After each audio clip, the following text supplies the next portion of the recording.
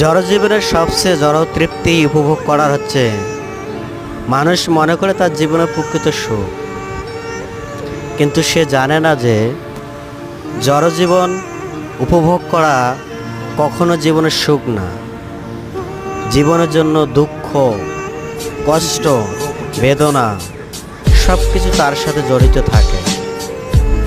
কিন্তু যখন আপনি চিন্ময় জগতে জীবনে উপভোগ করতে চাবেন, তখন আপনাকে এই সামরিক জড় আনন্দ পরিত্যাগ করতে হবে এবং এই আনন্দ পরিত্যাগ করে আপনি আপনার জীবনের গন্তব্যস্থল চিন্ময় সুখ, আনন্দ, নিত্য আনন্দ সবসময় সেটা আপনি উপভোগ করতে পারবেন।